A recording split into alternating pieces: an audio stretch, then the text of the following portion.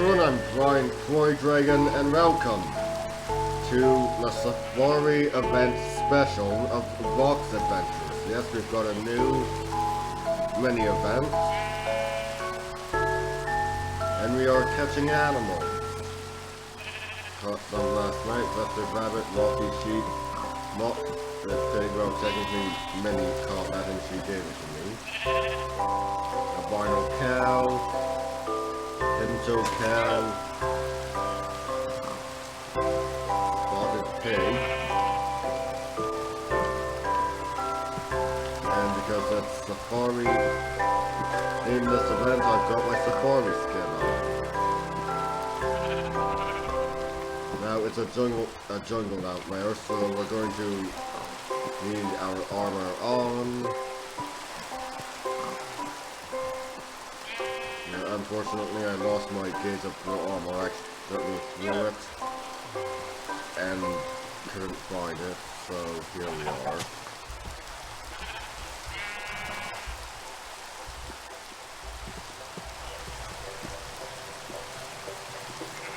Now, I went this way yesterday, last night, so let's go this way. So, here we go. Sooty pig. Do I have sooty pig? I do not, so let's see here. You need a bucket of food.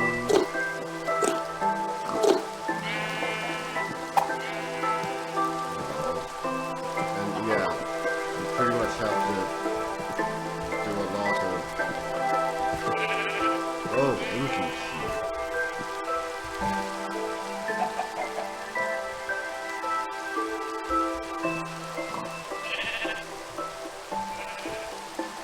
Let's see if ancient sheep want the feed. What the heck is that?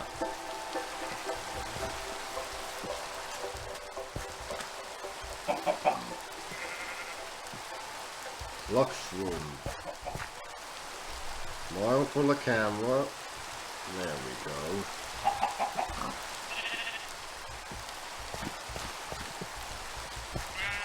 Now, well, this will be a long recording. It won't be as long as intended. I actually ended up sleeping through my alarm.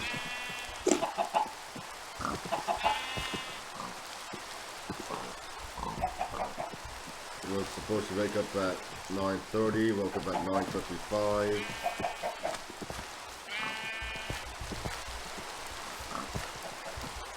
So you know how to turn the computer on, get everything going,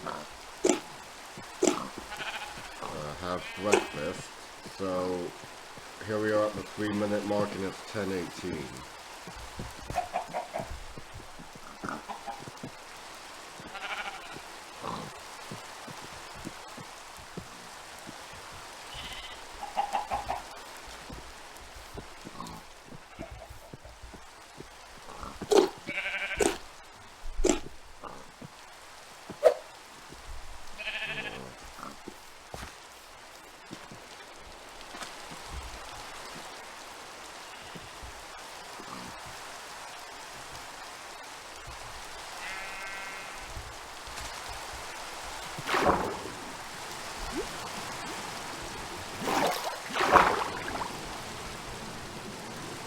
So you're probably wondering what I've been up to.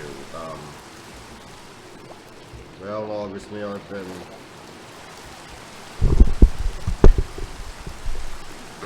on the YouTube side of things. I've been doing my Let's Play of Paper Mario and the 1000-Year Door.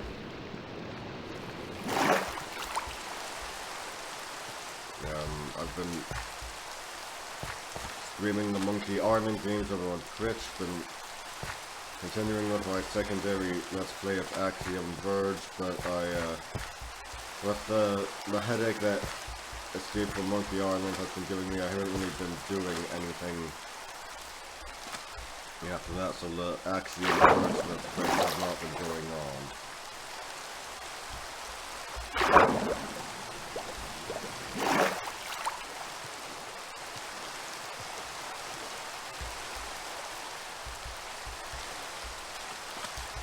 Also been having a bit of bitrate problem. Might be my internet. Not sure if my Virgin Mobile modem needs replacing. Probably does. I'm not sure. Anyway, I'm still reading The Travels of Marco Polo. I started working on my article, Mulan and Her Culture.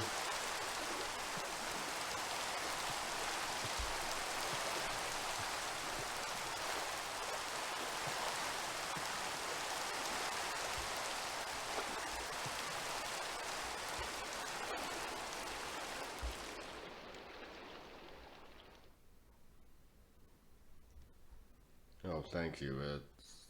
Don't respond there. Well, yeah, it's not too bad. No hostile mods or anything.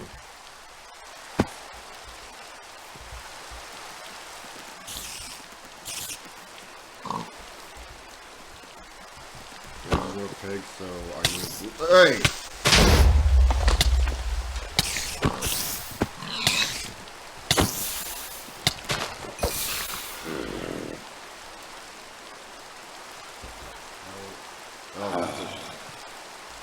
That's not a creeper.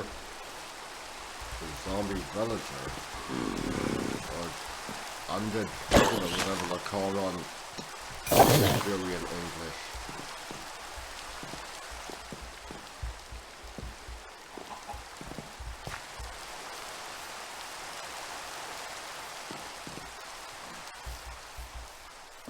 So yeah, started on my... Did I have it? One, but let's get another.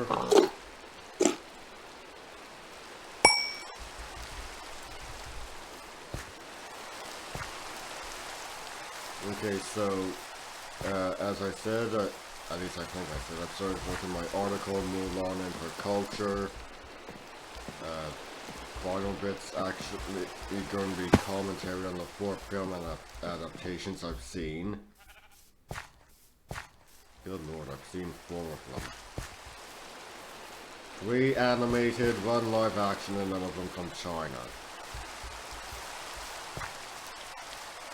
Incredible, isn't it?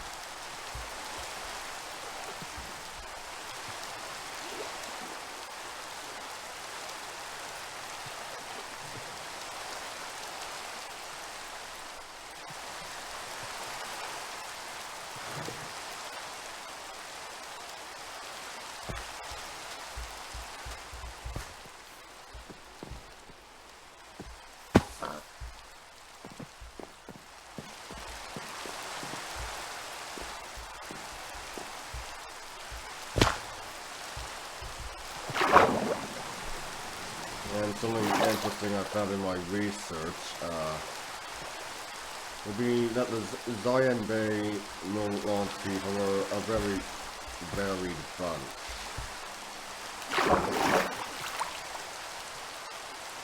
Some had restoration features due to intermarriage with, well, no, they were a nomadic steppes people from the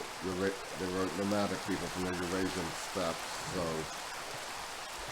naturally intermarriage with the European ethnic groups would happen. You know, the European ethnic groups of the steppes. So some were blonde, had blue eyes, and were white. I mean, they were blonde in theory. From what I've discovered in Chinese writing, yellow hair didn't necessarily mean blonde. It could have meant brown, so... yeah. A bit of a...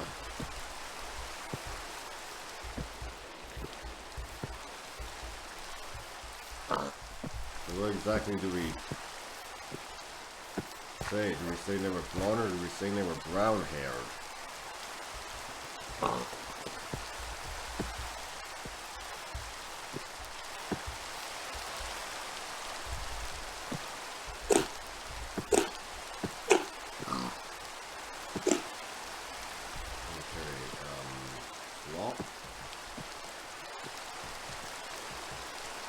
Well, I say both, because as I said, they were a varied people, so some were probably blonde, some were probably brown hair, some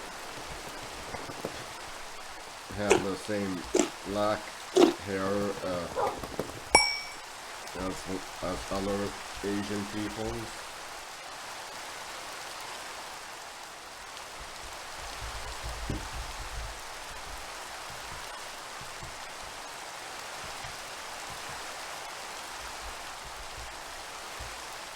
And apparently they also had reddish variants in the hair color, so there would be reddish blonde, reddish brown, reddish black hair.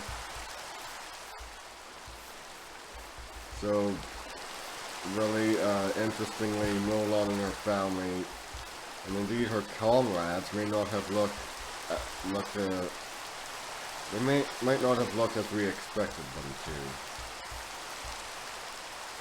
I mean, I know I've been talking about Mulan a lot. What? Bastard creeper.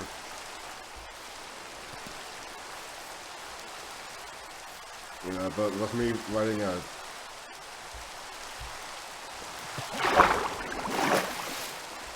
an article on her culture,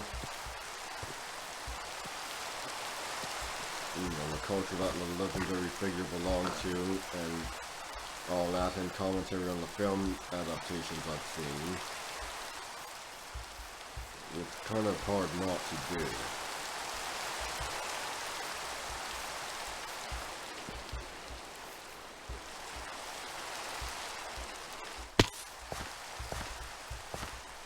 Yeah, so the Zion Bay were a varied people.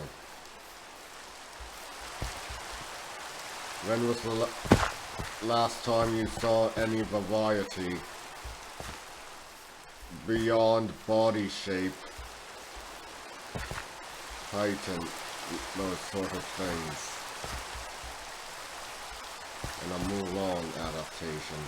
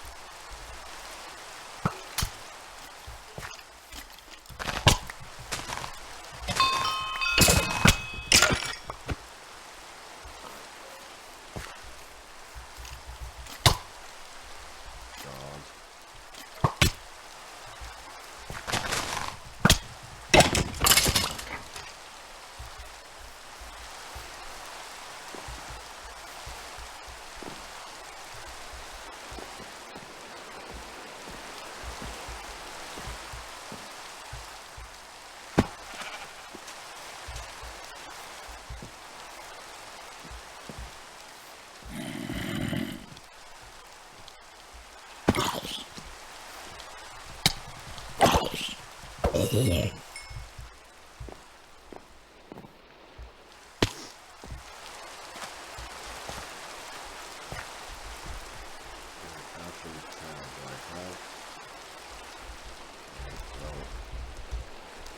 More accurately, it should be, do I have room in my inventory?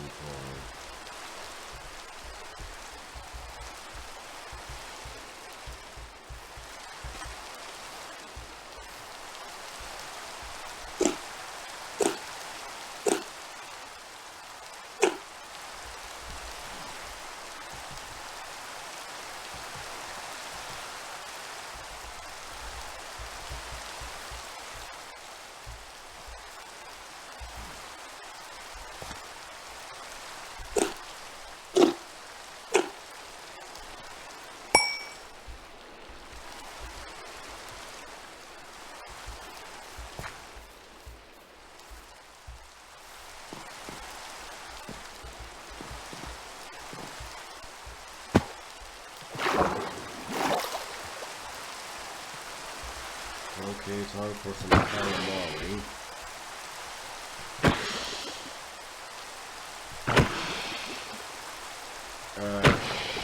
Yeah, I've looked into the Warrens, the people that Mulan would have been fighting against, and can't find anything on hair, skin, eyes, nothing to imply there was any variety amongst them as there was in the Zion Bay. I mean, maybe. They were both nomadic people from the Eurasian steppes, so maybe.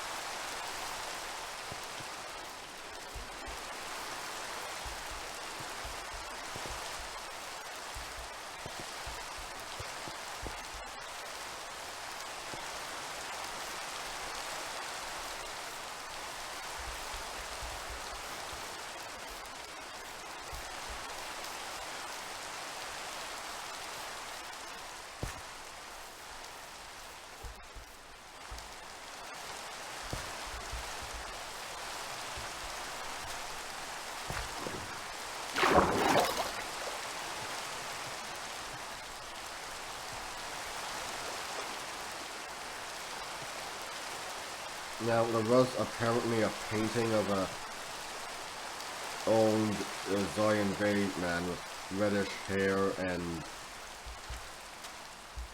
blue eyes. I don't know if that painting still exists. And it doesn't specify what kind of reddish, so for all we know he could have been reddish blonde, reddish brown, reddish black when it comes to the hair color, but we really don't know anything beyond reddish.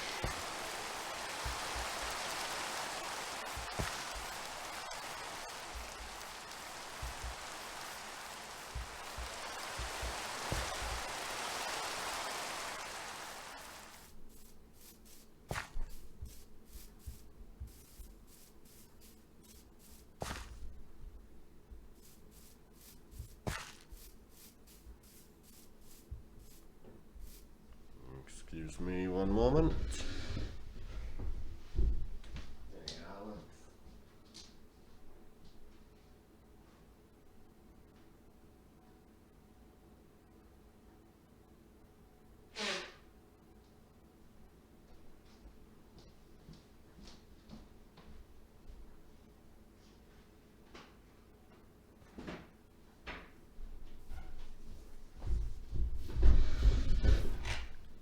Honestly, I don't have a problem with a sequel trilogy for Star Wars. I know a lot of fans do, but I'm not one of them.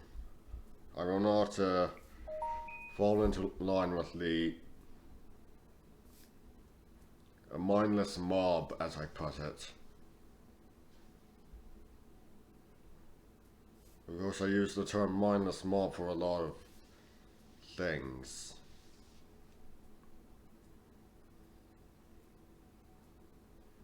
I sometimes even use it in regards to politics, such as, well, let's not go into politics, but we do know who I'm referring to.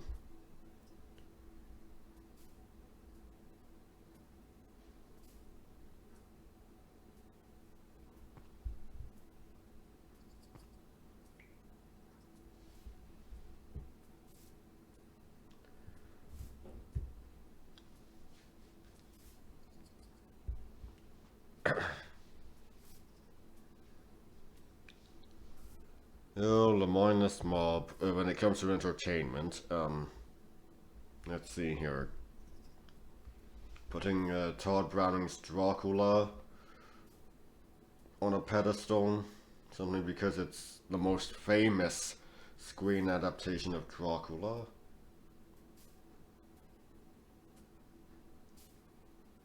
Well, yes, because God forbid there can't be anything better than it. A better screen adaptation. Well, there is. 1977, BBC released the two-part miniseries Count Dracula. Infinitely more faithful, most faithful adaptation period, even with its differences, which are minor, and honestly, a bit pragmatic. In some cases, combining Arthur Homewood and Quincy Morris into one character, for instance, into Quincy Homewood.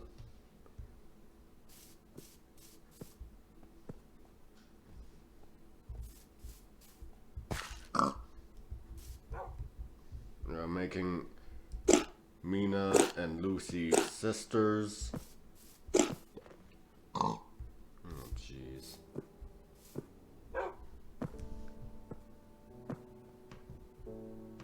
Oh, hold on.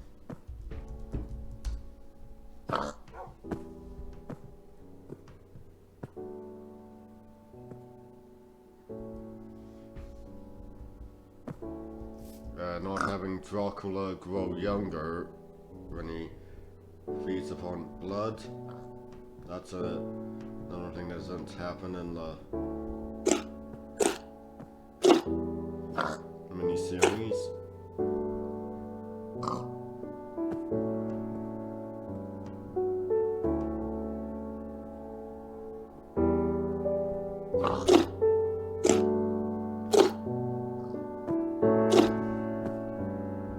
One thing that is not pragmatic is the choice of how they destroy Dracula. They just drive a stake through his heart.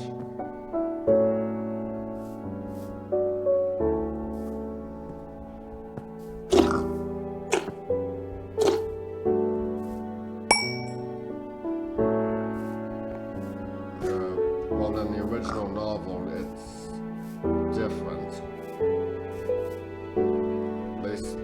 He's killed with knives, and many a film says that means he was not actually killed, but if you actually do your research, you'll discover that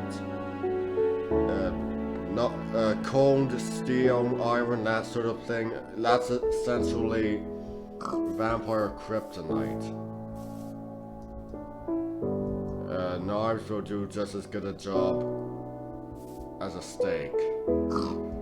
So Dracula is deader than a doornail at the end of it.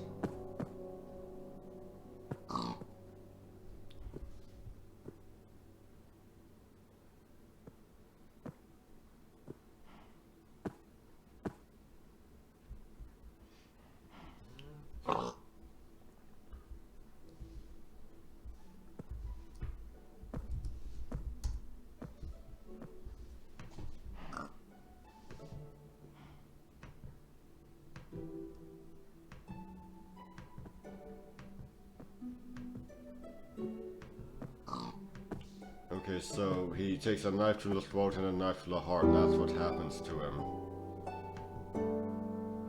And while the Francis Ford Coppola film does get it right, there's so many more liberties.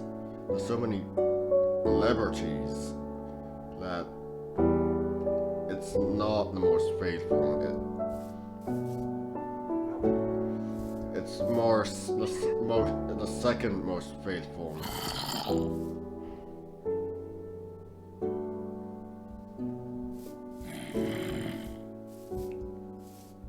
People who have read the book, yeah, it's the BBC miniseries that's put on top. Not the Coppola film. Definitely not the Todd Browning.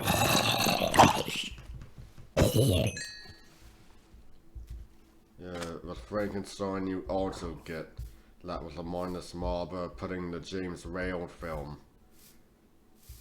You know, it's alive on a pedestal.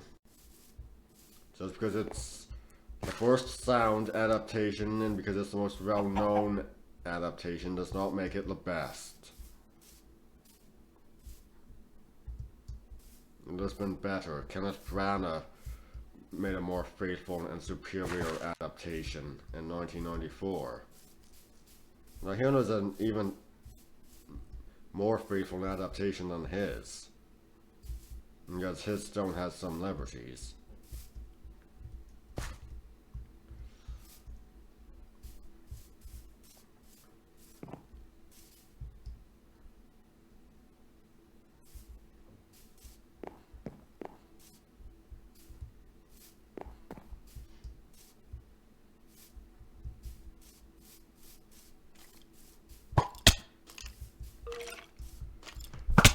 Oh, but yeah, I'm really glad Tim Burton didn't get the directing job on that film, Mary Shelley's Frankenstein.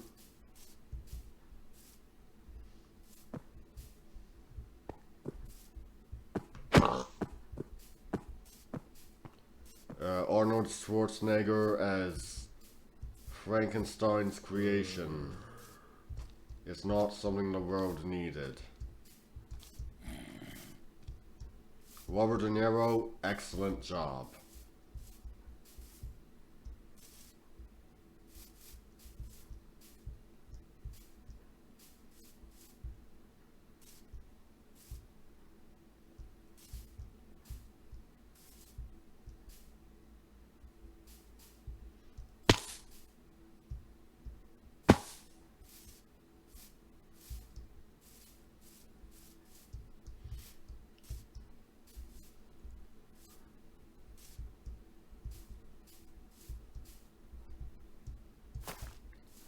So, this safari skin that I'm wearing with the monocle and all that, actually made its debut in my 10-part series, We Are the Rangers, which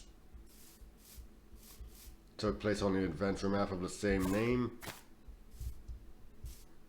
fighting poachers, protecting African wildlife, elephants, lions, rhinoceroses, giraffes, hyenas, all that sort of thing. And they are there. It's incredible. I don't mean to self-advertise, but watch those videos. I've got a playlist made of them.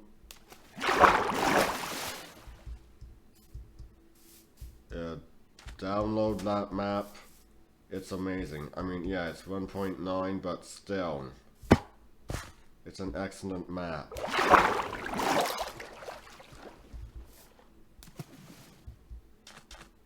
With excellent crests. And good little ones are amazing. I just love the map. Just love that world.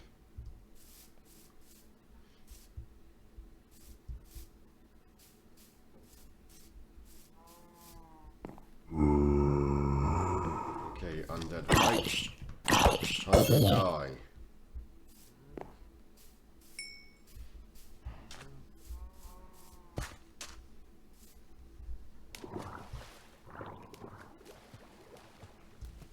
I may put the playlist in the description below so you can just go to it. If I remember to put it there.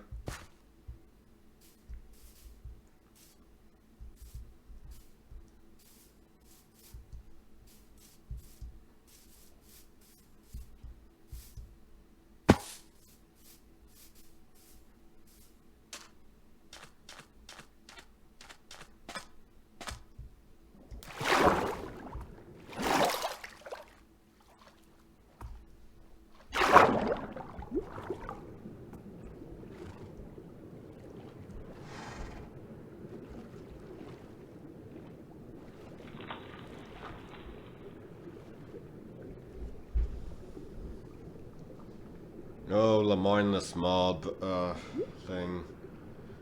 With Star Wars, there was them going on about the prequels. When another trilogy is made, they're going to be putting the sequels on a pedestal, just as they now do the prequels, hailing them as good movies. Yeah, they're such... The Star Wars fan base has many hypocrites in it.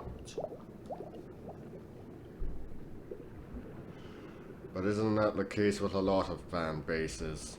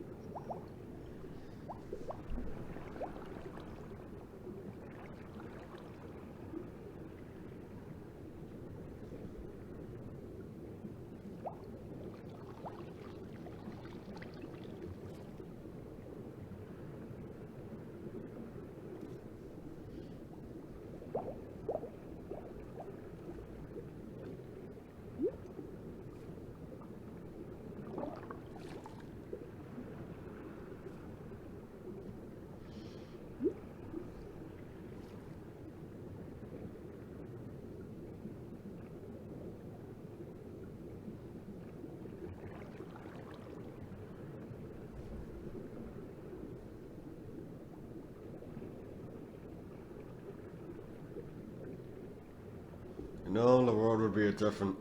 Well, not sure about the world. Well, maybe. The world would be a different place if Billy D. Williams had been cast as Han Solo. He did audition for the role. Ended up getting cast as Lando. Excuse me while I get the charger.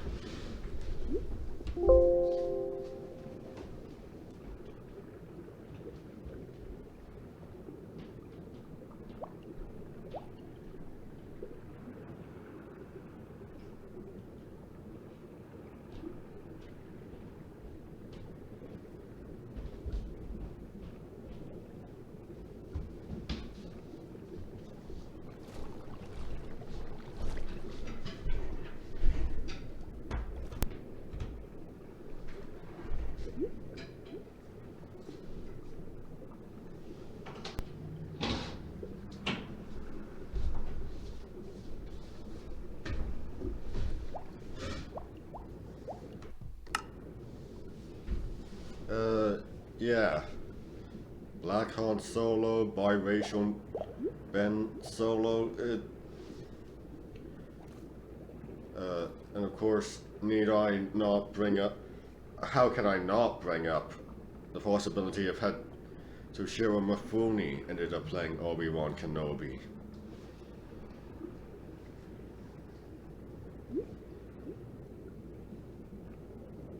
Oh, Toshiro Mifune.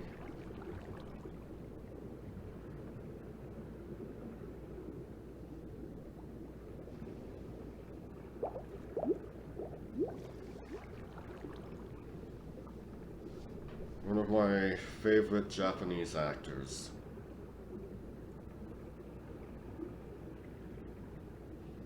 And one of my favorite Japanese films.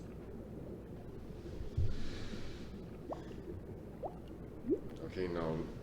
The dining room chairs are not comfortable enough for less. Throne of Blood, one of my favorite Akira Kurosawa films, but when I've only seen 3, what is there to choose from? I've seen I own Throne of Blood, I own Ran, I watched Rashomon for film class. I own a copy of the script of The Seven Samurai.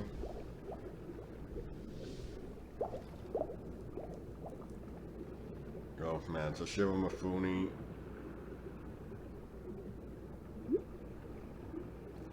Yeah, he would have been great as Obi-Wan.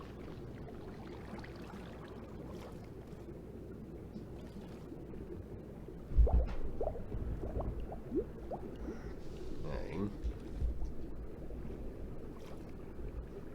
Hello. I'm still... Okay.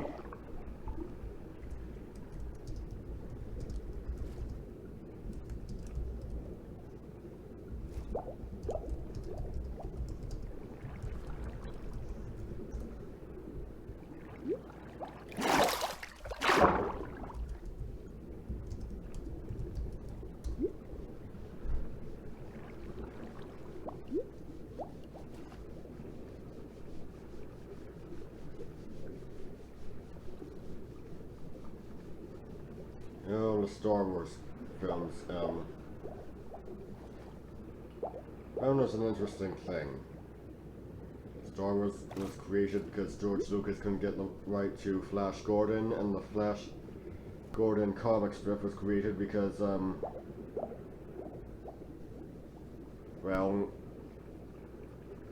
the paper couldn't get the rights to John Carter of Mars, so... You have a spiritual adaptation of Flash Gordon, which is a spiritual adaptation of John Carter, I guess you could say. Maybe not exactly, but still, so...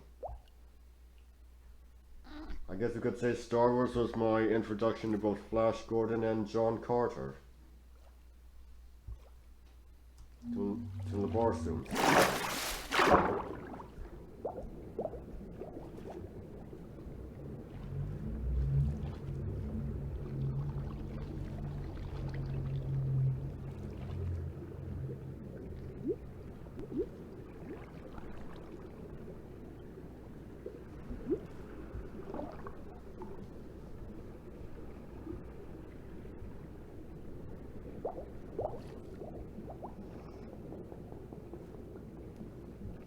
Yes, that looks I love you too.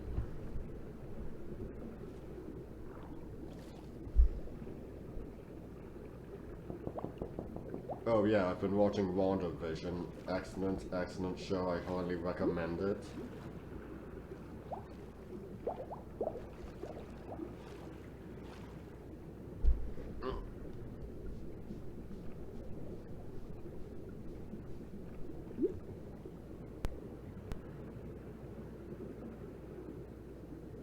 Yeah, I have seen the 1980 adaptation of Flash Gordon. I own it on DVD. I quite enjoy it. Nice, colorful.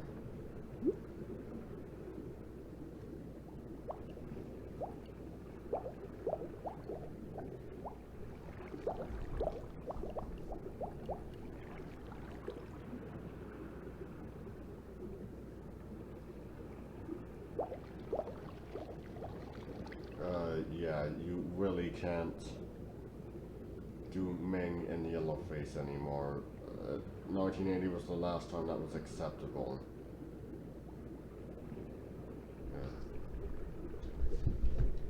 No, maybe not. It was even unacceptable. It was portraying him as Asian, as looking Asian, was even becoming unacceptable by the 1970s. The Filmation series, while he does have Asian facial features, his skin is green. And thank God for that, because making him a yellow peril is unfortunately that trope still exists, but in a different way.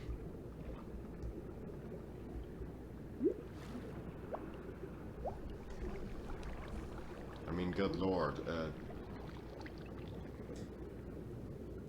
I don't mean to bring back Mulan, but the Huns in the Disney film are basically kind of yellow peril. They look more propaganda-esque than like actual people. Which, well, with the propaganda origins of that, it's of the yellow peril thing, that yeah, it's kind of uncomfortable. And it only works because the Huns don't exist anymore. However, you do have people who claim descent from them.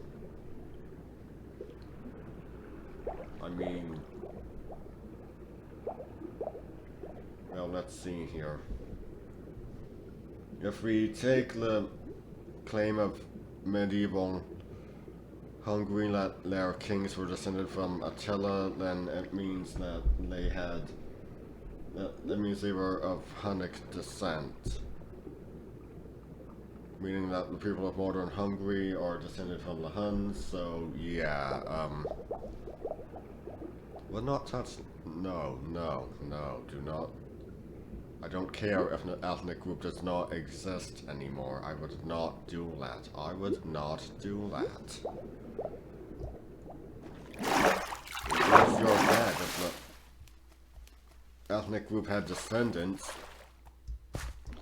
like, it was an ethnic group, just a modern ethnic group descended from an ancient ethnic group. No, do not do that. Do not give them an inhuman skin color. Do not basically make them look like monsters. Just don't do that.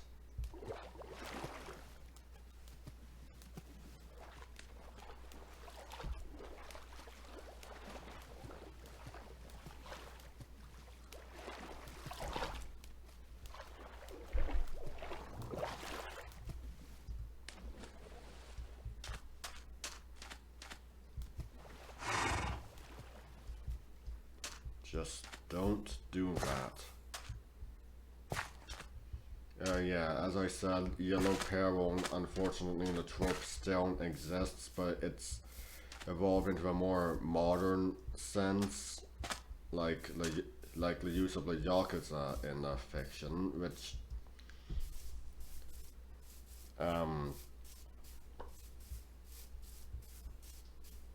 I mean, as long as it's in a more realistic sense, like criminals of Asian, like a, you know, triads, Yakuzas, corrupt Asian businessmen from companies that come from Asia, that sort of thing.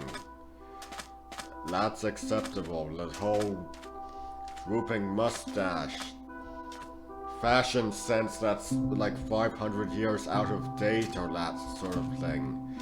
That's not acceptable.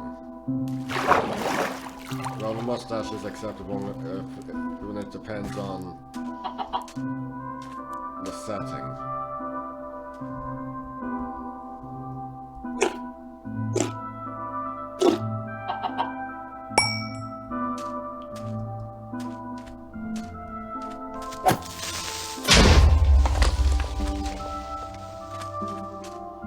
Avatar The Last Airbender, you don't realize that Long Feng is basically yellow peril at first because, well, fantasy world where everyone is either based off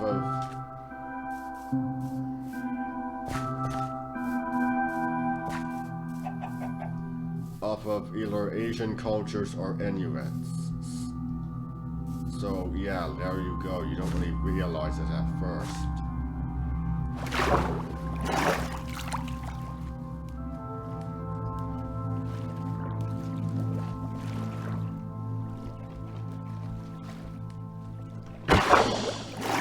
And if we're going to, I love Johnny Quest, and yeah, the original series did use some yellow peril villains,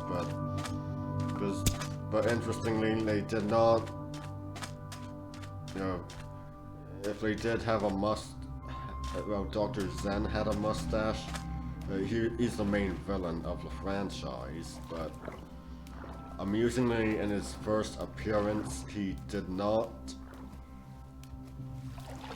have a mustache. Every appearance afterwards, he does have a mustache, and it's not a drooping one, it's just, I don't know, it's like a small one.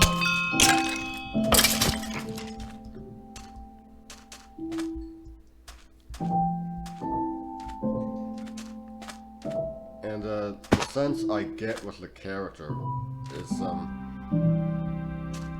because there's no The original series didn't really go into his personal background. His given name wasn't even revealed, so we have two conflicting sources. I like the 1980s comic book series. Late 80s, maybe early 90s. His given name, I think, is Napoleon. In the recent DC Comics miniseries, which brings all of Hanna-Barbera's action-adventure characters together, so no Scooby-Doo, thank God. I love Scooby-Doo, but he gets too much exposure to the point that he's eclipsing a lot of Hanna-Barbera's other characters. His given name is Archimedes.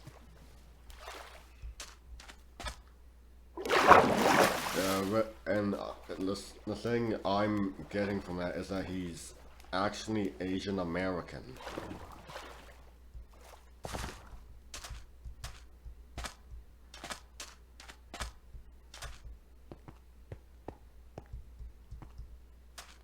Yeah, he's not foreign. He will have bases in foreign places, but he himself is Asian American. That's the sense I get, you know, from everything. I've not personally read those stories that reveal his given name, but still, I get the sense that he's actually Asian American.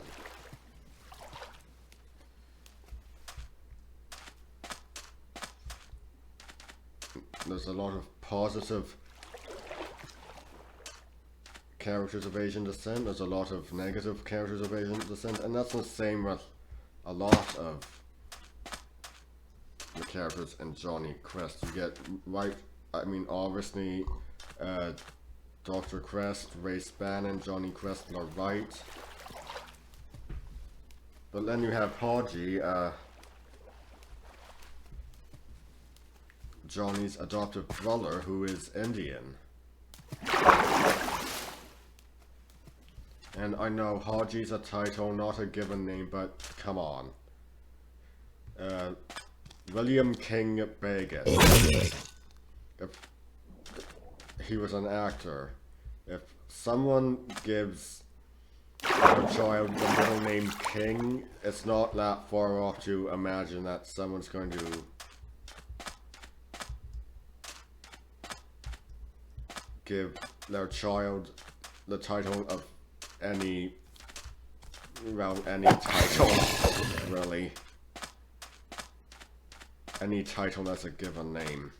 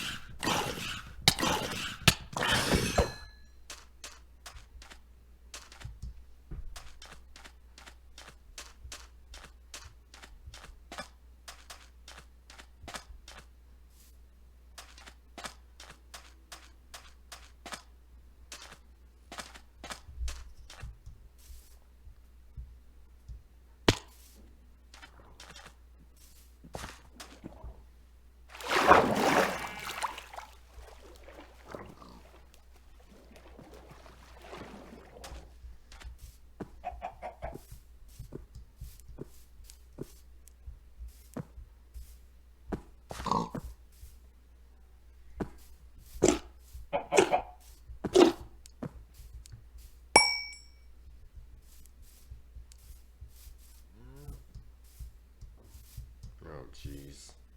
Into the water.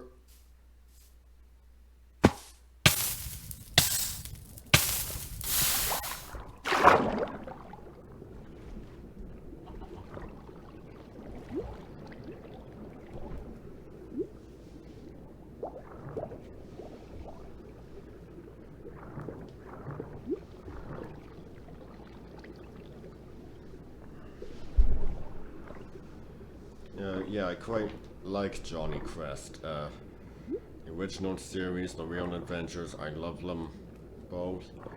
New Adventures, I'm a bit iffy about. The TV movies, I'm also iffy about.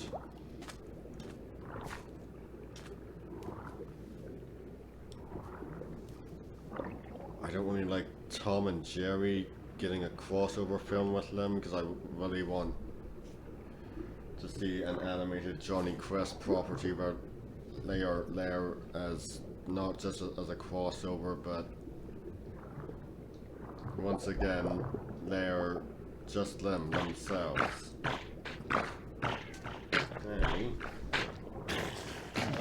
What? In the Real Adventures, Dr. Zen reveals he's descended from Genghis Khan. I mean, his world domination thing suddenly makes a lot more sense. Bringing that to mind. You know, now that we know who he's descended from, I guess it makes more sense. But, good lord, I hate it. Hate it because you think as a guy who's descended from, I'm guessing we never get an exact idea of what his ancestry is. Maybe he's Mongolian American, maybe he's Chinese American, I don't know, but either way, you think he'd know to properly pronounce it as Genghis Khan, not Genghis Khan.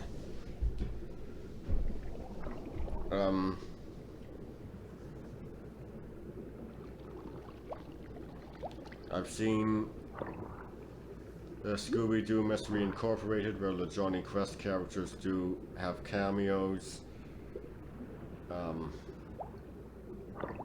Yeah, they could have done the creators of that show could have done a spin-off. But I'm concerned that they were making Dr. Zen into a racial goon to the Blue Falcon's Batman. The Blue Falcon's a completely unrelated Hanna-Barbera character.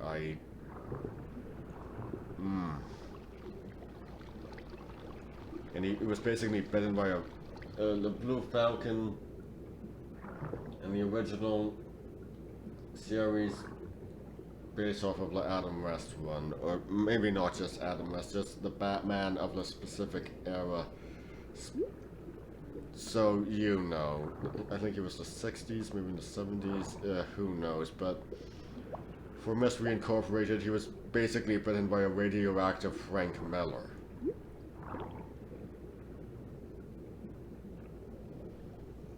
Yeah, so very, very different from, but I know it's darker, Scooby-Doo Mystery Incorporated, but come on, really, you had to go Frank Miller. Could have been, oh, I don't know, a different portrayal maybe.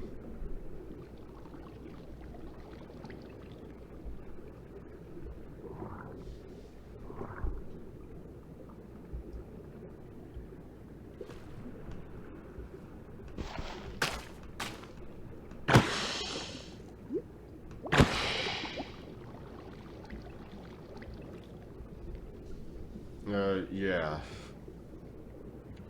Turning Zen into a racial goon clone, I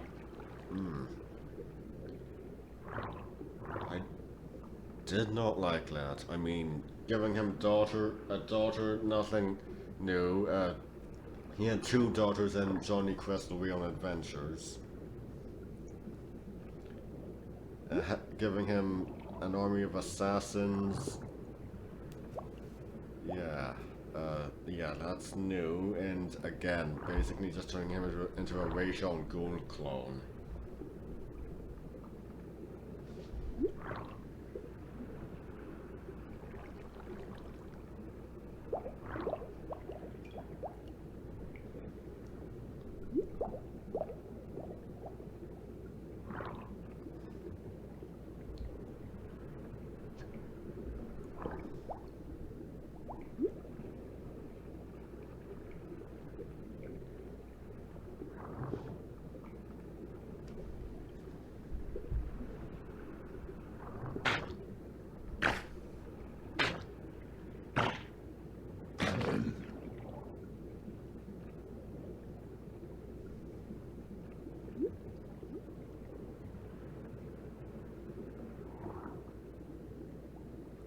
I quite liked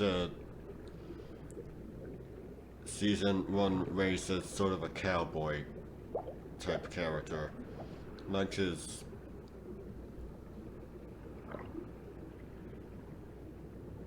comments like, throw on a catfish, or a couple of kerosene cats in hell.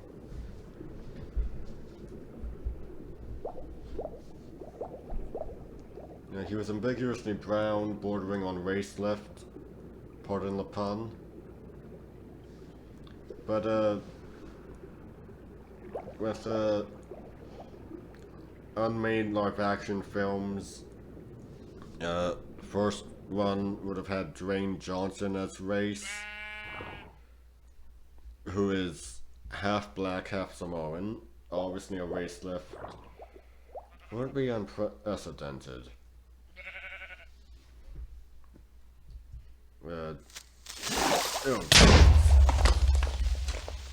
He referred his daughter as Conchita in season 1, his daughter being Jessie Bannon. I would like her to be brought back for a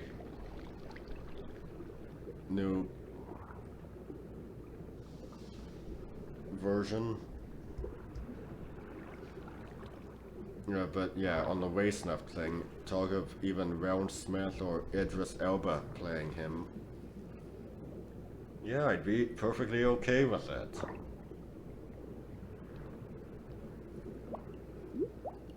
Honestly curious how The Rock, Round Smith or Idris Elba would look like with prematurely white hair.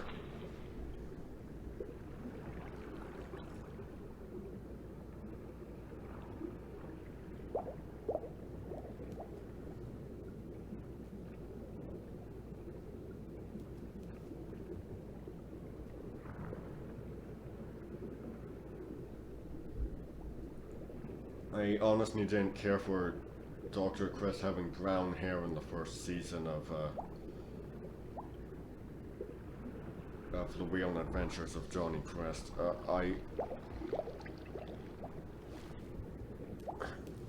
The graying hair, that was perfectly fine. His hair not being red, no. I was fine with the character, I just didn't like that piece of the character design. I really did not like that.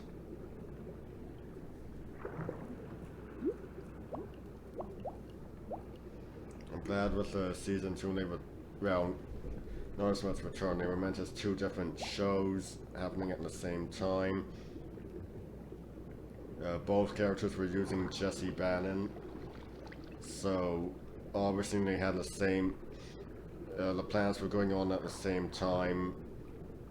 They just ended up becoming different seasons.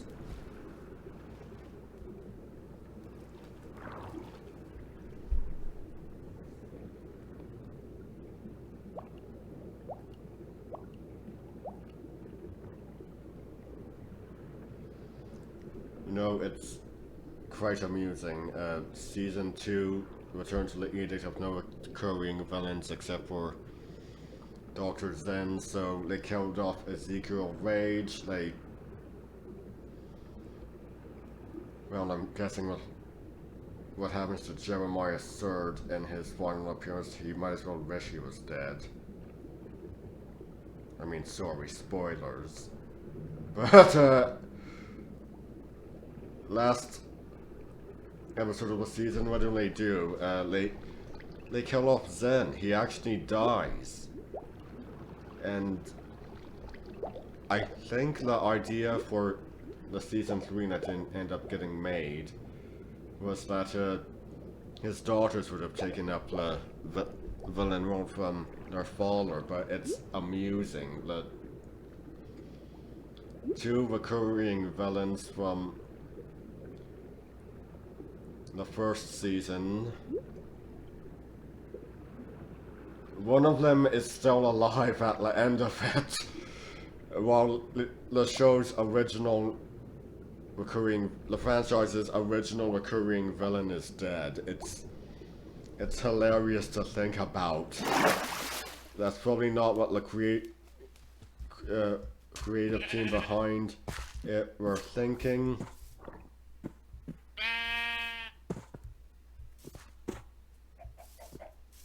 Oh jeez. But that's basically what happens. Honestly, I quite like Jeremiah Surge. He's an excellent villain, kind of an evil, Stephen Hawking. Physicality-wise, that's why he's so interested in Quest World. That's not it. Oh, jeez. You know what? I'll take pictures off when I'm not recording.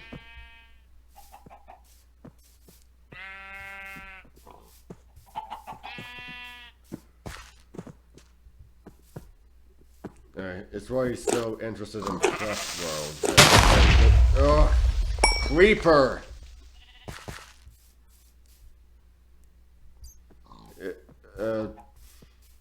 Surge's, well, he's pretty much stuck in a wheelchair. He's talking to one of those synthesizer things.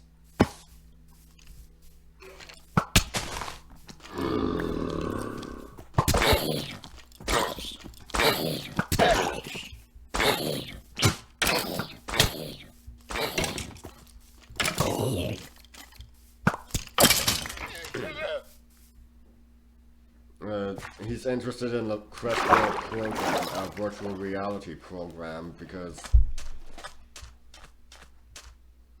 he's mobile in that world. He doesn't need a wheelchair. He's practically a god in virtual reality, and having him be voiced by Frank Welker, A-okay with me. People call Frank Welker a man of 1,000 voices, but I've found cases of him having a recurring voice. Jeremiah Surge, he sounds like a human Megatron, and I love that. We also saw that him use that voice sort of when he was voicing Mothra in Last of the Mohicans. A Hanna-Barbera special from 1975, I think, 75, 76, sometime in the 70s. Of course, there was a lot of Last of the Mohican adaptations in the 70s, well, 3 at least. A BBC miniseries from 1971 actually considered the most faithful adaptation of period. Yeah, if BBC is doing what American studios can't, you know your adaptations suck. So yeah, I don't mean that. Well, I kind of mean it, but not entirely. I do like the Russell Means version. Jeez, Russell Mann turning it into a combination of Russell Means and the director Michael Mann.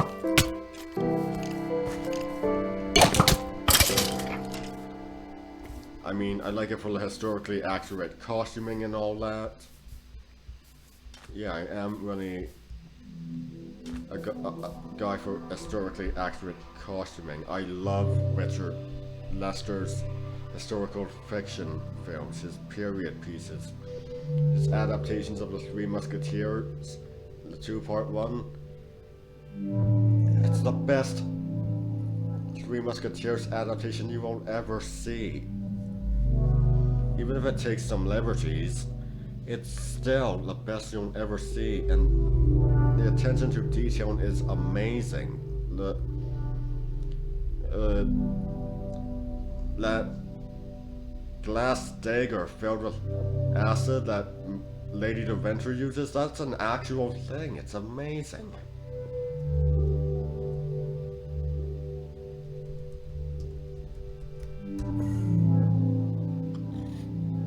And there's just a lot of things that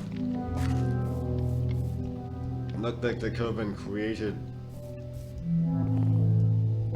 for the film, but they turned out to be things that actually existed. Yeah, the Duke of Buckingham gives D'Artagnan a sword. It has a second blade at the bottom, and that emerges from the hilt, and it's just a case of having to do that. D'Artagnan doesn't even know about it until he's back in France, and he trips, the blade comes out, and he realizes it's there. It's quite an interesting touch.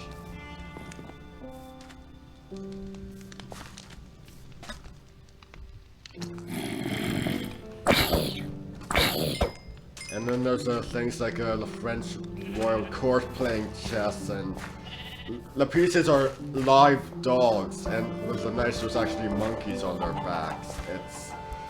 It's quite amazing.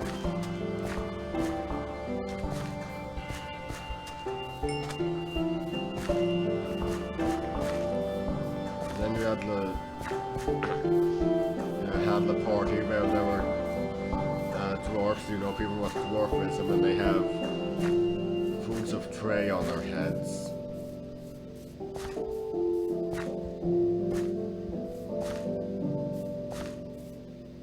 It's really, really amazing, and the costuming is, oh, it's just beautiful.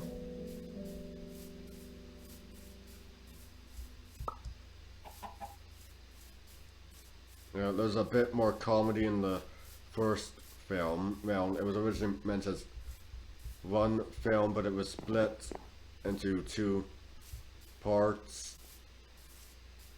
The first one being called The Three Musketeers, the second being called The Four Musketeers, Milady's Revenge.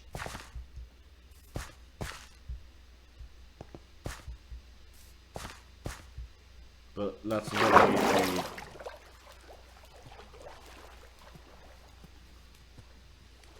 a reflection of the original novel. First half of The Three Musketeers, it's quite light. But the second half is a lot darker. That's where things really get.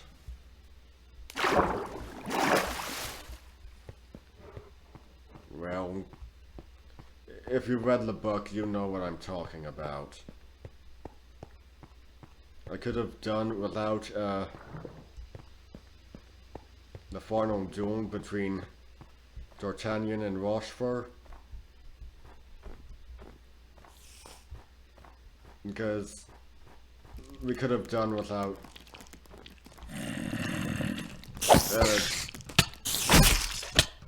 we could have done without Rochefort dying. He did not die in the original novel. He died in the sequel 20 years after, which is, of course, if you guess from the time, there's a time skip. The characters are older.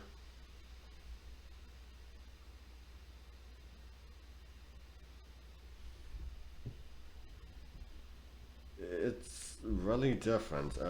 Cardinal Richelieu's not alive anymore. His successor Mazarin is in power as cardinal. And the ironic thing is, just as in real life, Richelieu had love of the people, but the hatred of Queen Anne. Mazarin has the hatred of the people, but the love of Queen Anne.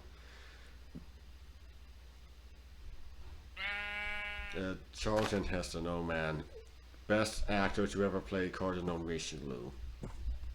Christopher Lee, best actor to ever play Rochefort. Yeah, I could have... Actually, I could have done with the final duel between D'Artagnan and Rochefort. Could have done without Rochefort dying, because... Yeah, for some reason, I haven't seen the sequel, Return of the Musketeers, which is loosely based off of 20 years after, but somehow Rochefort's still alive. I mean, yeah, his character's alive in the source material, but still, yeah. Honestly, Michael York and Christopher Lee's characters becoming friends, that would have been amazing.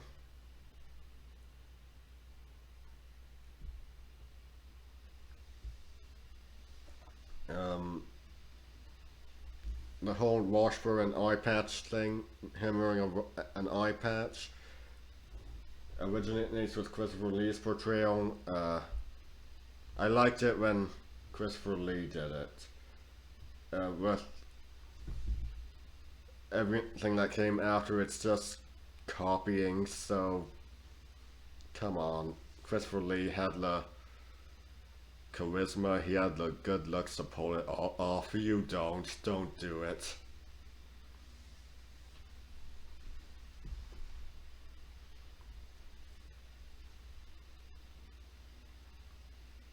Oh man, just seeing Christopher Lee in sort of his prime, he was 51.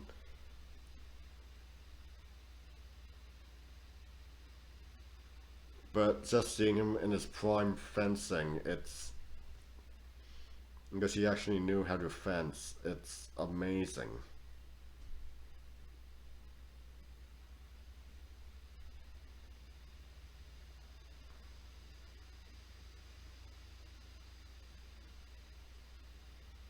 And all of the moves done in fighting, it's actually done. You've got just things you'd expect to happen at the time. It's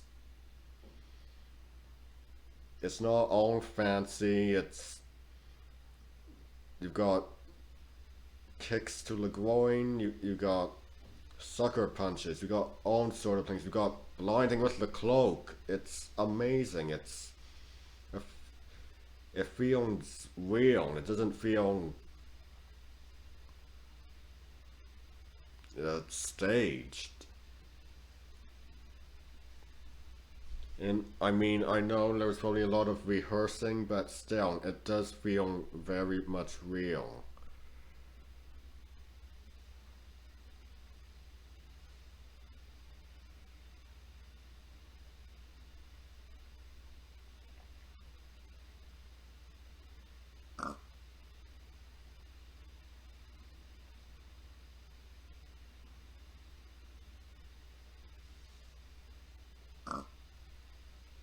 Another Richard Nestor film you're going to want to see, Robin and Marian. It's about Robin Hood and Maid Marian, if you haven't guessed. They're older in theory. Traditionally, Robin Hood identified with the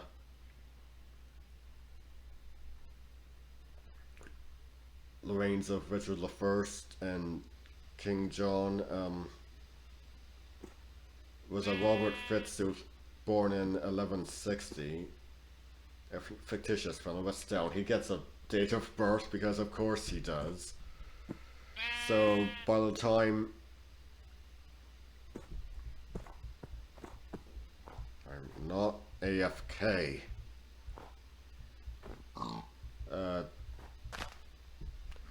So by the time Richard died,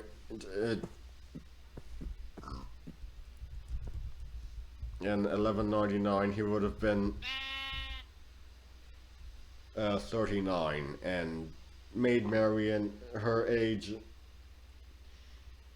her date of birth isn't exactly given, but she's said to be either 4 or 5 years younger than Robin, and so what do you get? 30. We have a 39-year. We should have a 39-year-old Robin Hood and a 34 to 35-year-old Maid Marian. So, what do you think? Who do you think plays them? 46-year-old Sean Connery, and he was, oh god, excellent actor. Looked a lot older than he actually was. Oh jeez, why is it not responding? And with Audrey Hepburn as Maid Marian at 47. Yeah, she looks better, but still, mid to late 40s, doesn't look mid 30s.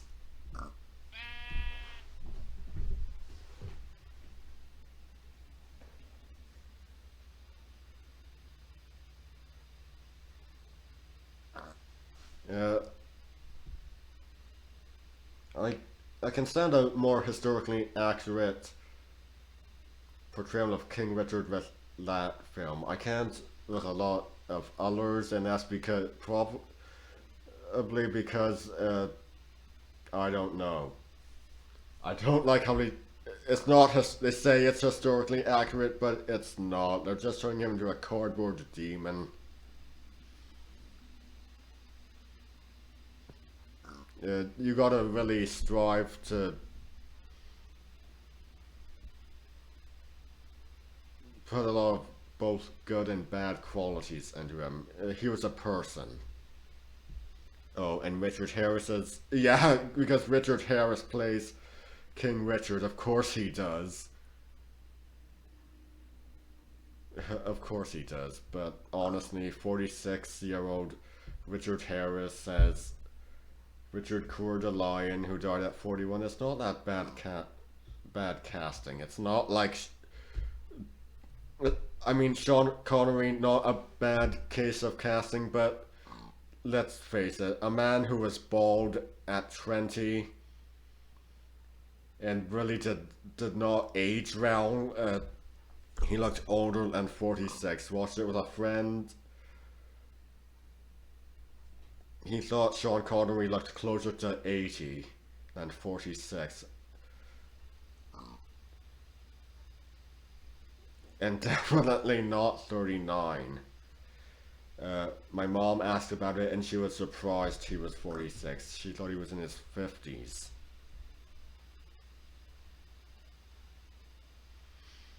Oh, good lord. He did not age well. I don't know what happened in the 80s and the 90s. He started like a bit better, like more he looked his actual age. He didn't look prematurely aged, like in Robin and Marian. Actually, he looks prematurely aged a bit in the 70s, so I don't know what was going on with him. Harold Warrender. Okay, so had some technical difficulties. Don't know what the hell happened. This is a Acer Nitro 5, faster data transit, Acer Nitro Sense, all that jazz. Really don't know what was going on. This should not be happening.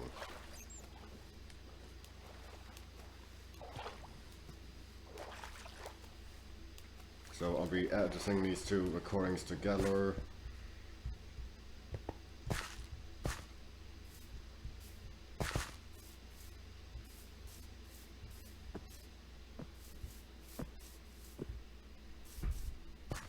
Oh jeez. Creeper! Stop it now!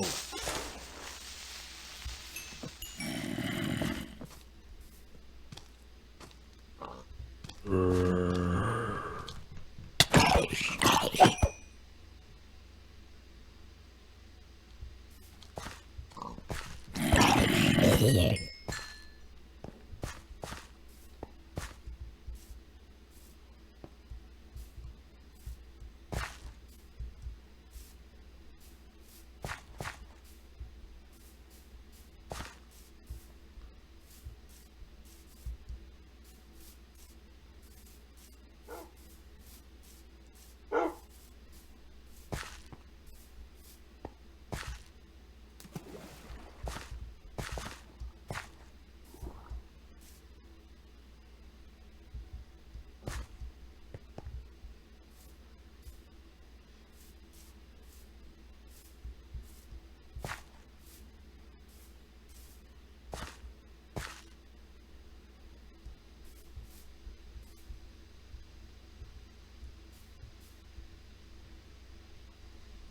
Okay, so what was I talking about? Oh, right, Harold Warrender played the role of Locksley, obviously Robin Hood in the 1952 screen adaptation of Ivanhoe, playing him at playing the character at 34. He was 49 and looked. It's easier to imagine. Yeah, he looked a lot better than Sean Connery did at 46. I don't mean to slam on Sean Connery, but let's face it, he was a good actor, but he was prematurely aged.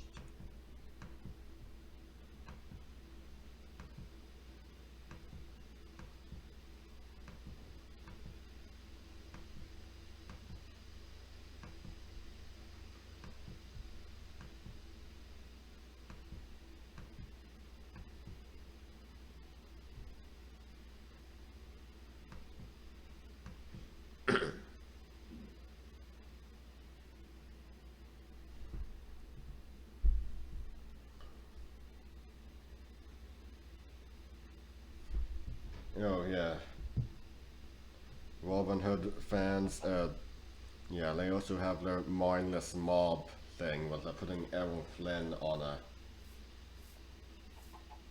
pedestal. He was boring in the role, he knew it too.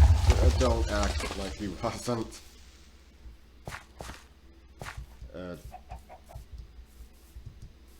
Olivia de Havilland, who played Maid Marian in The Adventures of Robin Hood, she did an excellent job. She was interesting, so yeah, that's just something that happens. You get interesting actor, not so much interesting playing the love interest. And that can work both ways. Sometimes it's the protagonist who's not being played by an excellent actor. Sometimes it's the love interest who's not being played by an excellent actor.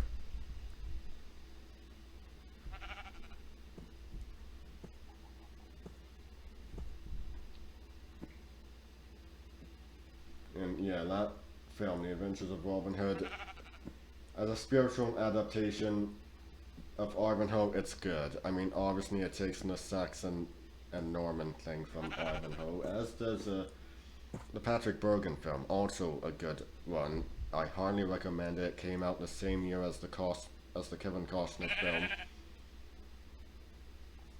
And it's like the Kevin Costner film, only features one of the two Plantagenet brothers, in that case Prince John. And just like with the 61-year-old Sean Connery playing a 37-year-old King Richard, you have 54-year-old Edward Fox playing a 28-year-old Prince John, so there you go. But still, good actors, maybe would have been better off playing the roles as younger men. Just need blood, which I'm not getting. Or slowly. Good, now eat, get your health back.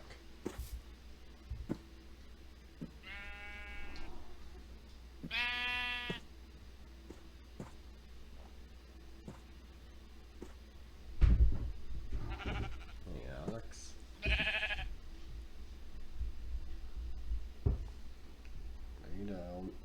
Sit down, one of the two.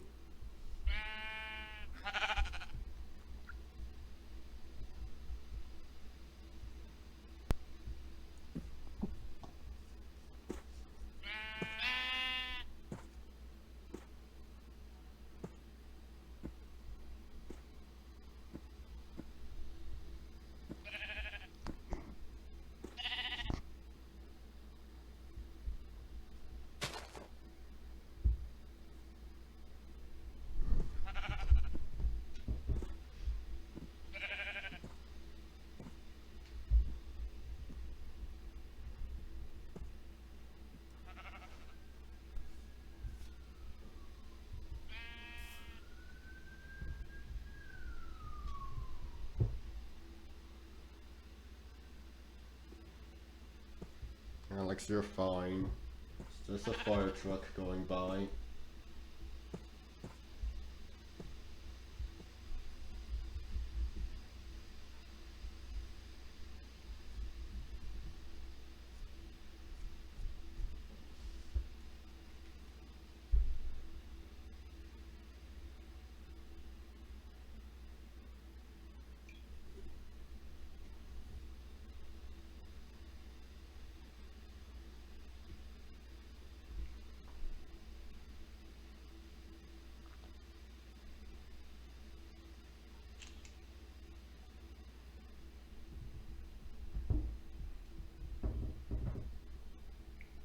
Hey, you?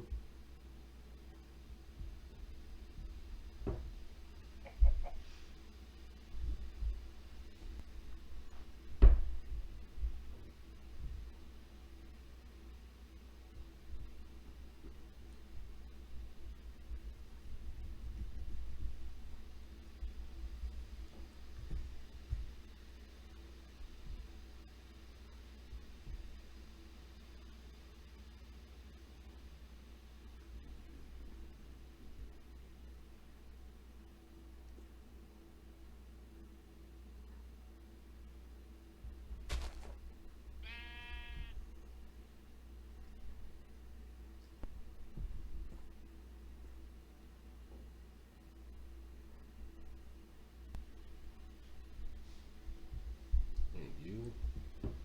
Hey, Alex.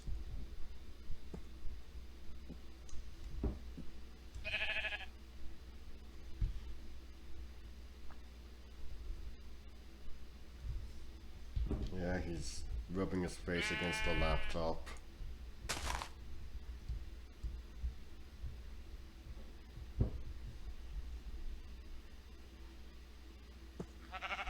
Yeah, Olivia de Havilland, she died last year at 104.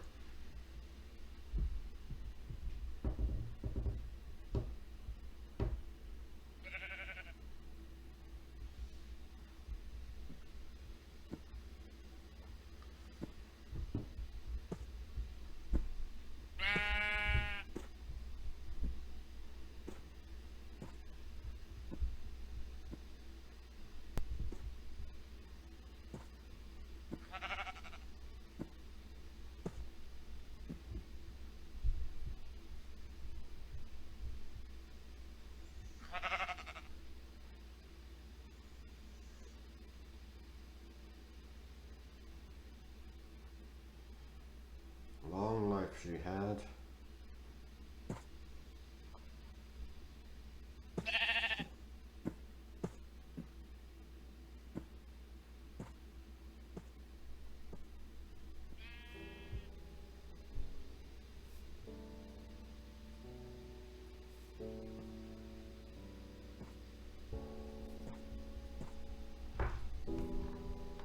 Hey. You're standing on the mouse pad, Alex.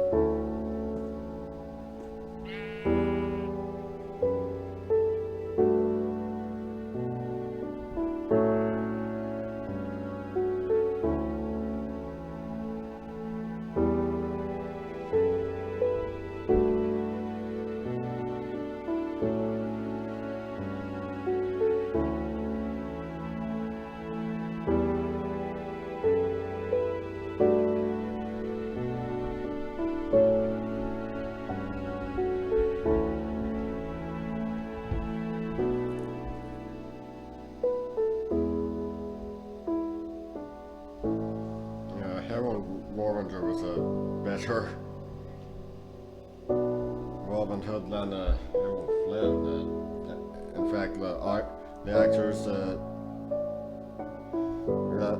who play Robin Hood in adaptations of Ivanhoe typically are better than the are typically better than the actors who play Robin Hood in just plain Robin Hood movies. Errol Flynn and Patrick Bergin, they do a pretty good job, but yeah, they just pale in comparison to the masters like Harold Warrender, David Robb.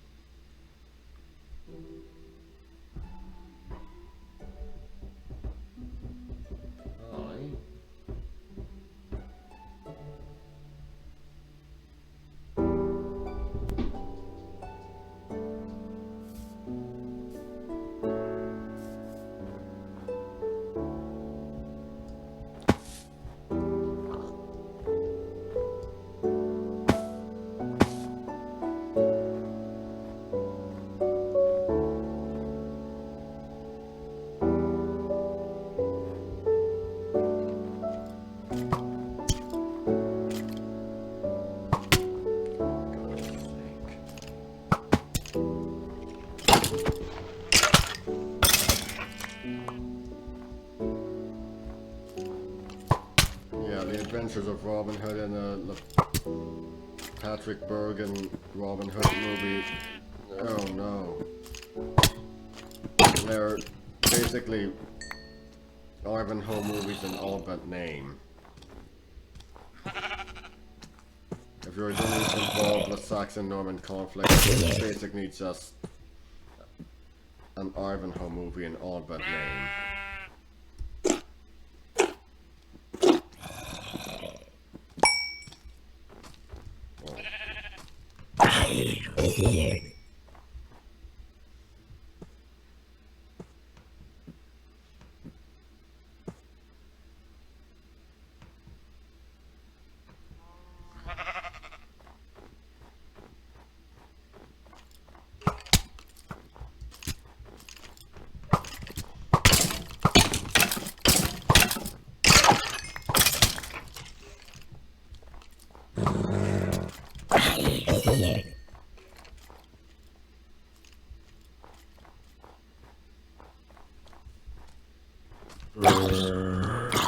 And then you have the Kevin Costner film Prince of Thieves, which has the Bayeux Tapestry, which depicts the Norman conquest of England, and of course there's no conflict between Saxons and Normans in the film. I like that movie, but it's just so bizarre.